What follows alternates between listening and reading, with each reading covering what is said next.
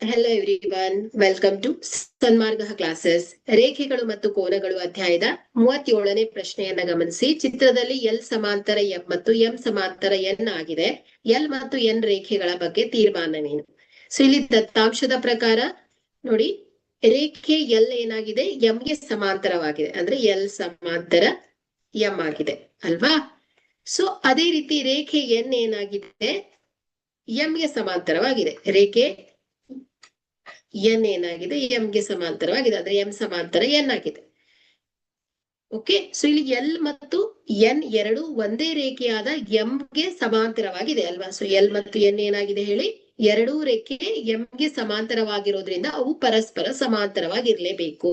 So ಹಾಗಾಗಿ ಏನಾಗತ್ತೆ ಹೇಳಿ, ಎಲ್ ಸಮಾಂತರ ಎಂ ಆಗತ್ತೆ. ಓಕೆ,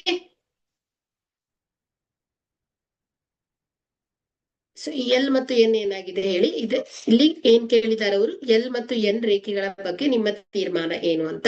ಸೊ ಇಲ್ಲಿ ಎಲ್ ಸಮಾಂತರ ಎಂ ಹಾಗೆ ಎಲ್ ಸಮಾಂತರ ಎನ್ ಆಗಿರೋದ್ರಿಂದ ಏನಾಯ್ತು ಹೇಳಿ, ಎಲ್ ಮತ್ತು ಎನ್ ಎರಡು ಒಂದೇ ರೇಖೆಯಾದ ಎಂ ಗೆ ಸಮಾಂತರವಾಗಿರೋದ್ರಿಂದ ಅವು ಪರಸ್ಪರ ಸಮಾಂತರವಾಗಿರ್ಬೇಕು.